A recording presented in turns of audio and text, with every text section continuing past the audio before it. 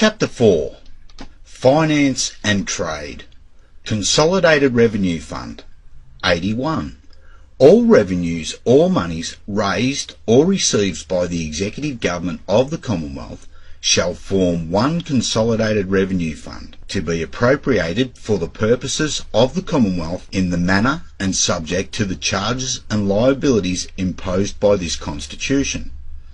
Expenditure charged thereon. 82. The costs, charges and expenses incident to the collection, management and receipt of the Consolidated Revenue Fund shall form the first charge thereon, and the revenue of the Commonwealth shall in the first instance be applied to the payment of the expenditure of the Commonwealth. Money to be appropriated by law. 83. No money shall be drawn from the Treasury of the Commonwealth except under appropriation made by law, but until the expiration of 1 month after the first meeting of the Parliament, the Governor-General in Council may draw from the Treasury and expend such monies as may be necessary for the maintenance of any department transferred to the Commonwealth and for the holding of the first elections for the Parliament. Transfer of officers. 84. When any department of the public service of a state becomes transferred to the Commonwealth, all officers of the department shall become subject to the control of the Executive Government of the Commonwealth. Any such officer who is not retained in the service of the Commonwealth shall, unless he is appointed to some other office of equal emolument in the public service of the state, be entitled to receive from the state any pension, gratuity, or other compensation payable under the law of the state on the abolition of his office. Any such officer who is retained in the service of the Commonwealth shall preserve all his existing and accruing rights, and shall be entitled to retire from office at the time and on the pension or retiring allowance which would be permitted by the law of the state, if his service with the Commonwealth were a continuation of his service with the state. Such pension or retiring allowance shall be paid to him by the Commonwealth, but the state shall pay to the Commonwealth a part thereof, to be calculated on the proportion which his term of service with the state bears to his whole term of service, and for the purpose of the calculation his salary shall be taken to be that paid to him by the state at the time of the transfer. Any officer who is at the establishment of the Commonwealth in the public service of a state, and who is by consent of the Governor of the state, with the advice of the Executive Council thereof, transferred to the public service of the Commonwealth, shall have the same rights as if he had been an officer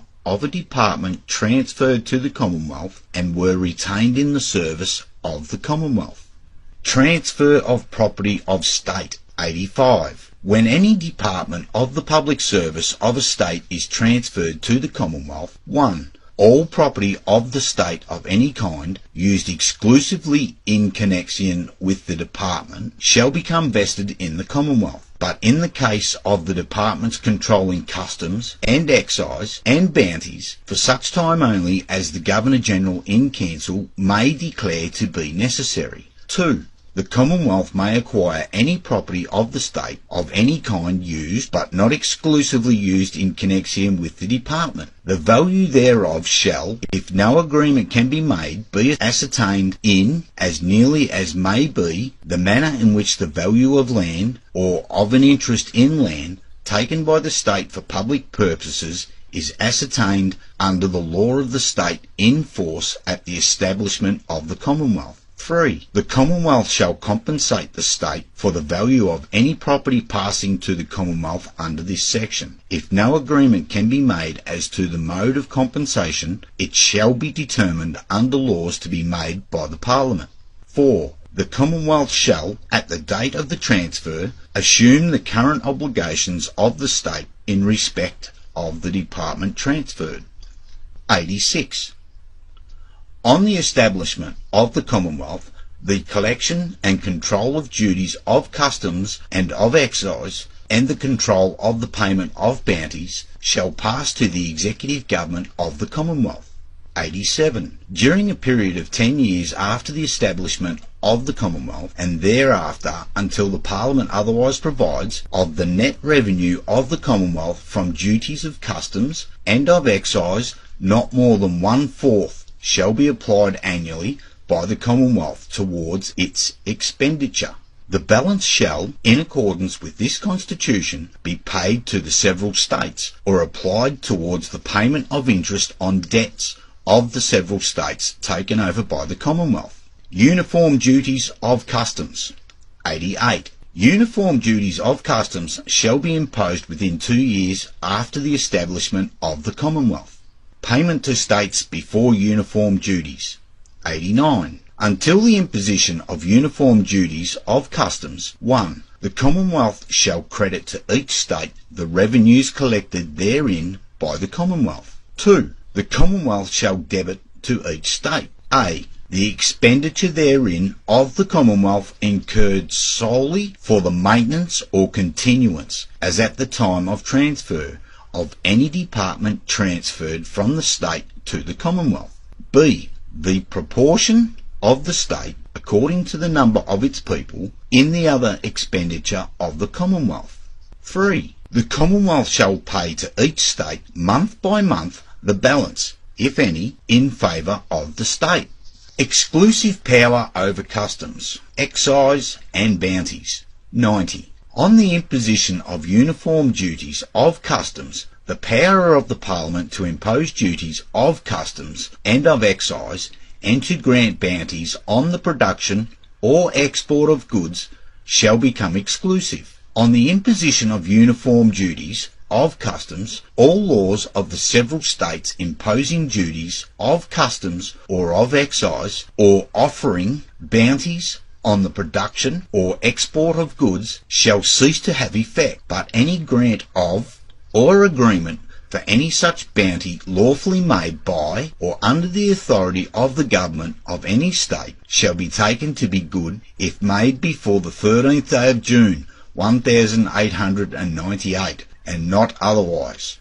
Exceptions as to bounties. 91. Nothing in this Constitution prohibits a state from granting any aid to or bounty on mining for gold, silver, or other metals, nor from granting, with the consent of both houses of the Parliament of the Commonwealth, expressed by resolution, any aid to or bounty on the production or export of goods. Trade within the Commonwealth to be free. 92. On the imposition of uniform duties of customs, trade, commerce, and intercourse among the states, whether by means of internal carriage or ocean navigation, shall be absolutely free. But notwithstanding anything in this Constitution, goods imported before the imposition of uniform duties of customs into any state or into any colony which, whilst the goods remain therein, becomes a state, shall, on thence passing into another state within 2 years after the imposition of such duties, be liable to any duty chargeable on the importation of such goods into the Commonwealth, less any duty paid in respect of the goods on their importation. Payment to states for 5 years after uniform tariffs. 93. During the first 5 years after the imposition of uniform duties of customs, and thereafter until the Parliament otherwise provides, 1. The duties of customs chargeable on goods imported into a state and afterwards passing into another state for consumption, and the duties of excise paid on goods produced or manufactured in a state and afterwards passing into another state for consumption, shall be taken to have been collected not in the former but in the latter state. 2. Subject to the last subsection, the Commonwealth shall credit revenue, debit expenditure, and pay balances to the several states as prescribed for the period preceding the imposition of uniform duties of customs. Distribution of surplus. 94. After 5 years from the imposition of uniform duties of customs, the Parliament may provide, on such basis as it deems fair, for the monthly payment to the several states of all surplus revenue of the Commonwealth. Customs duties of Western Australia.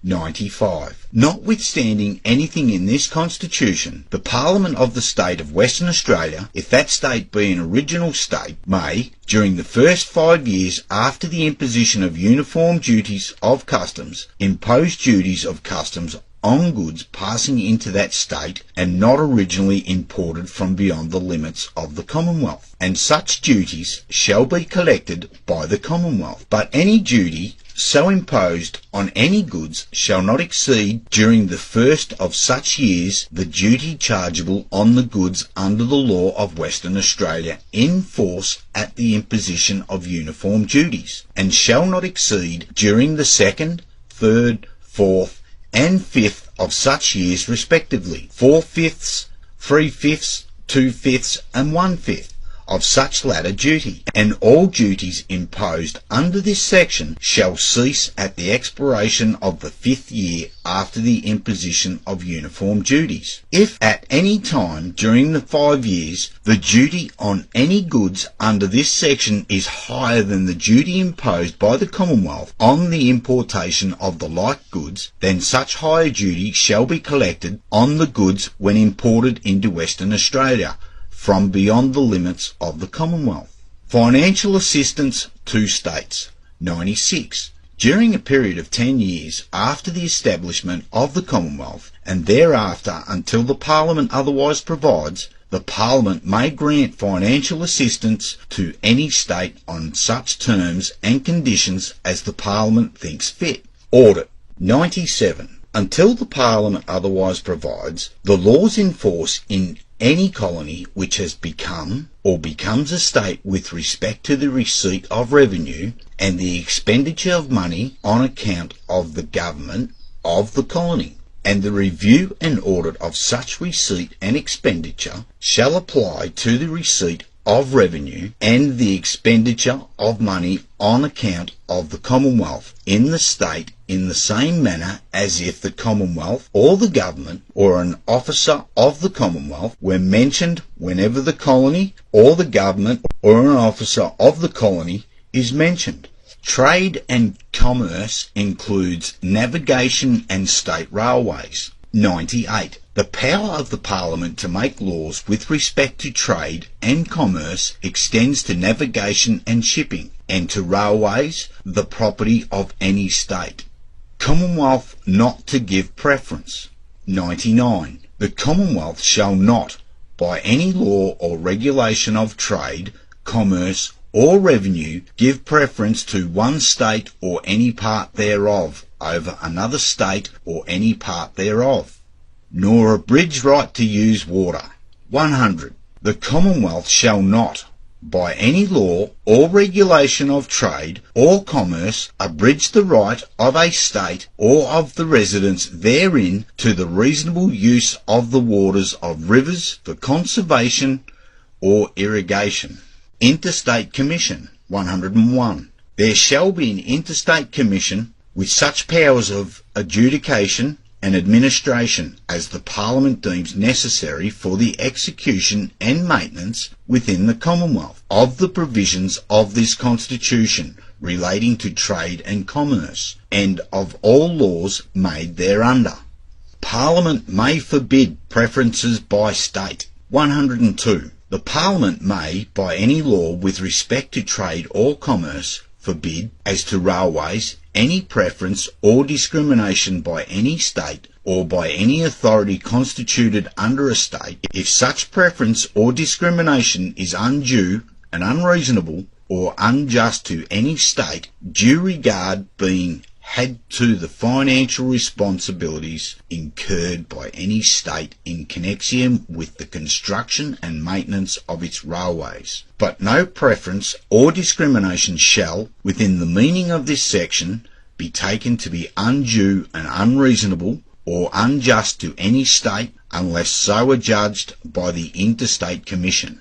Commissioner's appointment.